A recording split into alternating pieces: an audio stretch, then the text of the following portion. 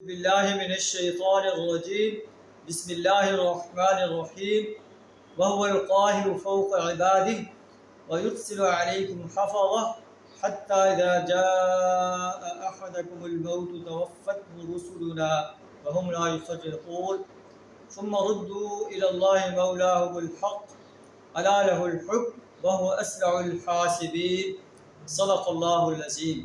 سورہ انعام آیت نمبر 61 اور 62 آپ کے سامنے تلاوت کی ہے۔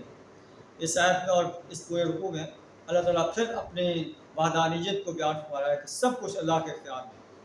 اللہ فرماتا ہے وَهُوَ الْقَاهِرُ فَوْقَ عِبَادِهِ، اللہ اپنے بندوں پر غالب ہے، وہ اپنے بندوں پر کامل اختیارات رکھتا ہے۔ وَيُرْسِلُ عَلَيْكُمْ حَفَظَةً، اس نے اپنے محافظ مقرر کیے ہوئے، یہاں تک کہ تم میں سے جب کسی کی موت کا وقت آتا ہے تو ہمارے فرشتے جو ہیں اس کے روح کو قبض کر لیتے ہیں۔ وَهُمْ لَا يُفَرِّطُونَ، اس میں کوئی کوتاہی نہیں کرتے۔ ثُمَّ رُدُّوا إِلَى اللَّهِ مَوْلَاهُمُ الْحَقِّ، پھر انہیں اللہ کی طرف لوٹایا جاتا ہے جو ان کا حقیقی مولا ہے۔ أَلَا لَهُ الْحُكْمُ، خبردار فیصلے کا اختیار اللہ ہی کے ہاتھ۔ وَهُوَ أَسْرَعُ الْحَاسِبِينَ، اور وہ حساب لینے میں بہت تیز۔ قُلْ مَن يُنَجِّيكُم مِّن ظُلُمَاتِ الْبَرِّ وَالْبَحْرِ تدعونه تضرعا وخفية لئن أنجانا من هذه لنكونن من الشاكرين۔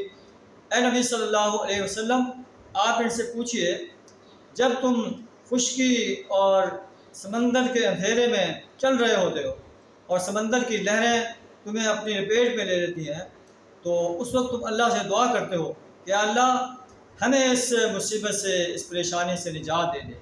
من یرجیکم، تمہیں کون نجات دے دے؟ اور یہ دعا کر کے کہتے ہو لئن انجانا من هذه لنكونن من الشاکرین، اگر ہم اس مصیبت سے نجات پا گئے تو ہم اللہ کے شکر گزار بن جائیں گے۔ قل اللہ ینجیکم منها، اے نبی صلی اللہ علیہ وسلم، اللہ تمہیں اس مصیبت سے نجات دیتا ہے۔ ومن کل کرب، ہر پریشانی سے، ہر تکلیف سے نجات دیتا ہے۔ ثم انتم تشرکون، پھر تم شرک کرنے لگ جاتے ہو۔ اللہ جب تمہیں نجات دے دیتا ہے تو پھر تم اللہ کے شریک ٹھہرانا شروع کر دیتے ہو کہ ہمیں فلاں بت نے بچا لیا، فلاں بزرگ نے بچا لیا، فلاں کے وسیلے سے ہم بچ گئے۔ لیکن جب تم پریشانی کے اندر مبتلا ہوتے ہو، سمندر میں ڈوبنے کا خطرہ ہوتا ہے، اس وقت تم خالصتاً اللہ کو پکارتے ہو۔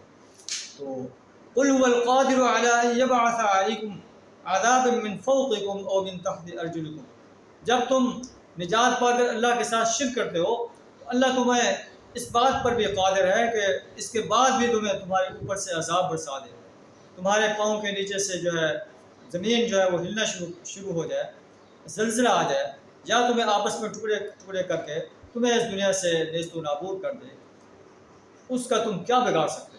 انظر، دیکھو کیف نصرف الآیات، کیسے ہم اپنی نشانیوں کو پھر پر بیان کرتے ہیں، لعلہم یفقہون، تاکہ یہ سمجھ حاصل کریں، انہیں توحید کی سمجھ آ جائے، شرک سے اپنے آپ کو بچانے کی کوشش کرنے لگ جائے۔ اللہ سے دعا درا ہمیں بھی توحید کا صحیح شعور عطا فرمائے، شرک سے بچنے کی توفیق عطا فرمائے، اپنے آپ کو اللہ کے سپرد کرنے کی توفیق عطا فرمائے، امر بالمعروف نہی عن المنکر کا فریضہ انجام دینے کی توفیق عطا فرمائے۔ اللہ کا دیا ہوا نظام اس سرزمین پر قائم کرنے کے لیے جد و جہد کرنے کی توفیق عطا فرمائے۔ وآخر دعوانا الحمد للہ رب العالمین۔